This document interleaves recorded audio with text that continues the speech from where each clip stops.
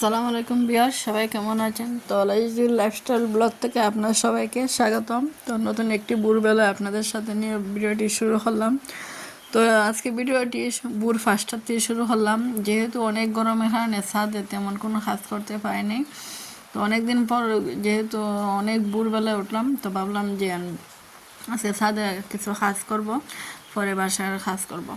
তো আজকে আপনাদের মাঝে একটি ভিডিও নিয়ে আসলাম, কীভাবে আপনারা কম টাকায় একবার জিরো বাজেটে আপনারা ছাদ বাগান করতে পারবেন। যারা ধরেন গ্রামে থাকেন তাদের তো প্রচুর জায়গা, তাদের কোনো সমস্যা নাই, তারাও সবজি চাষ করতে পারেন। আর যারা যেমন ধরেন ছাদে, বাসা বাড়ির ছাদে জায়গা কম, মাটি নাই কি আর তো এগুলো বাটি কিনতেও কিন্তু প্রচুর টাকা খরচা হয়। তো অনেকে এইগুলো ভাবে আর বাগান করতেও চায় না।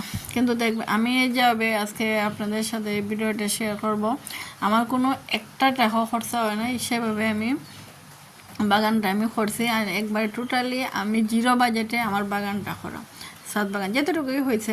তো হয়তো পরিশ্রম করলে আরও একটু হবে। আমি যেহেতু নিচে করছিলাম, অনেক কিছু আমার বৃষ্টিতে নষ্ট হয়ে গেছে, তাই ছাদে মনোযোগ দিতে পারি নাই। তো আমার নিচে যেহেতু সব কিছু নষ্ট হয়ে যেতেছে, তখন আস্তে আস্তে ছাদটা একটু চেষ্টা করবো আরও সুন্দর করার, আরও বড়ো করার। তো আমার অনেক সবজি নিচে, আমি বেশিরভাগই সবজি লাগাইছিলাম। তো শীতকালীন সবজিগুলো আপনারা দেখছেন, আমার পুরান ভিডিওগুলো ঘাটলে দেখবেন অনেক সবজি কিন্তু আমি নিচে লাগাইছি, অনেক সবজি খাইছিও। তো এখন যেহেতু বর্ষাকাল, এখানে বর্ষাকালে পানি জমা আমার সবজি সব গাছ মরে যায়, সেই জন্য নিচে তেমন একটা গাছ লাগাতে পারি না।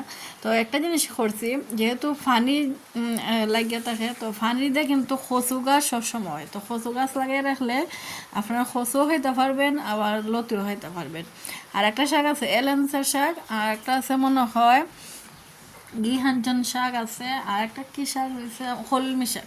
কলমি শাক কিন্তু পানিতে খুব সুন্দর হয়। তো আমি কি করছি, 3টা শাক নিচে লাগিয়ে রাখছি আর কচু। তো যেহেতু এখন আর এগুলো কিন্তু পানিতে খুব সুন্দর হয়, দেখবেন অনেক সুন্দর হয়েছেও।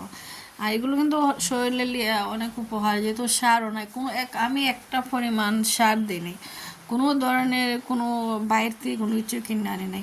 আমার ছাদ বাগানটা করা হয়েছে সম্পূর্ণ আমি এই যে আমরা যেমন রান্না করার যে ধরেন বিভিন্ন সবজির খোসাগুলো আছে না, এগুলো ফসাইয়া আমি বিভিন্ন ধরনের মাটি তৈরি করে আমি গাছগুলোতে দিই। আর বিশেষ করে যেমন ধরে বাতের মার, তারপরে আছে চাল দেওয়ার পানি, ডাল দেওয়ার পানি, এগুলো আমি একটা বালতি মানে সবসময় জমায় রাখি। ফ্রিজের পানি আমি মেডিসিন হিসাবে স্প্রে করি। এভাবে আমার ছাদের বাগানটা আমি করে থাকি।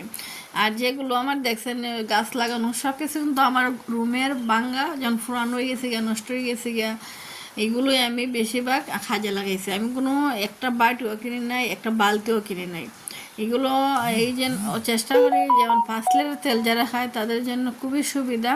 তারা ওই 5 লিটার বোতলে কিন্তু সুন্দর সারা হয়, যেখানে আর অনেকে কিন্তু বস্তা তো পারেন লাগাইতে, বস্তা তো কিন্তু খারাপ হয় না। আমার এই বস্তাটা অনেক আগের, যেখানে নষ্ট হয়ে গেছে, তখন ফালাই নেই, কারণ এটা আমার 2-3টা গাছ আছে, গাছটা শেষ অন্যটা ট্রান্সফার করা মনে লাগবো, যেহেতু বস্তাটা নষ্ট হয়ে গেছে। তো দেখেন আমার কাছে কিন্তু আল্লাহর রহমতে অনেক সুন্দর মরিচ আসছে। তো এটা আসলে একটু পরিশ্রম, ধৈর্য। আর ওই যে বললাম, আপনারা কিন্তু শূন্য বাজেটে বাগানটা করতে পারবেন, ছাদ বাগান। যারা গ্রামে থাকেন তাদের তো আর কোনো কেদা নাই। আর মাটি কিন্তু আমাদের শহরে যারা থাকে তারা কিন্তু মাটি পায় না। তো আপনারা কী করবেন, মাটি যেহেতু পান না, ধরেন খোসাগুলো আছে না, যেগুলো খান, আম, কাঁঠাল, যাই খান সবজি, এগুলো সব কিছু একটা বালতি মানে জমায় রাখবেন, দিয়ে হালকা কিছু মাটি যে সংগ্রহ করার চেষ্টা করবেন, দিয়ে দেখবেন এগুলো দিয়ে সবজি চাষ করা যায়। আর সালি হিসাবে ইউজ করবেন, সাই, যেটা আমরা সালি বলি আমাদের আঞ্চলিক ভাষায়, সাই। আপনারা একটা কাজ করতে পারেন, যেমন অনেকে কিন্তু কাগজ থাকে রুমে, কাগজ যেমন বিভিন্ন জিনিসপত্র কিনলেন, বিভিন্ন কাগজ টাগজ হইলো, এগুলো ফুইরা সালি বানাইও আপনি দিতে পারেন। আর তো ধরুন হেল্পেন যারা আছে, যাদের বাসায়, ওদেরকে বললো সালি এনে দিতে পারবে, কারণ ওরা তো বেশিরভাগই সালিতে রান্না করে। সাই যেটা আপনার বলেন সাই, আমরা সালি বলে। আমি যেহেতু সিলেটি, তাই আমার আঞ্চলিক ভাষাটা একটু বেশি আসে। তো দেখেন এটা প্রাকৃতিক একটি দৃশ্য আসলে বিকালবেলা। আর বিকালবেলা গরমের মাঝে ছাদে এসে বসছি, অনেক ভালো লাগতেছে। আমি কেক দেখে পড়াইতেছি, ওর যেহেতু অনেক দিন গ্যাপ গেছে, এখন পড়াগুলো আসলে কমপ্লিট করা আমার জন্য অনেক টাফ হয়ে দাঁড়াইছে। তো শেষ কিছু করার নাই, এখন আস্তে আস্তে কমপ্লিট করতে হবে। আর এদিকে আজকে আমি কিন্তু সারাদিন আমার ঘরের কোনো কাজ আপনাদের সাথে শেয়ার করতে পারি নাই, বাগানটাই আজকে শেয়ার করলাম আর আমার জিরো বাজেটে কীভাবে বাগানটা সাজাইলাম তাই শেয়ার করলাম। তো ভালো থাকুন ভিউয়ার্স, আসসালামু আলাইকুম, আমার জন্য দোয়া করবেন।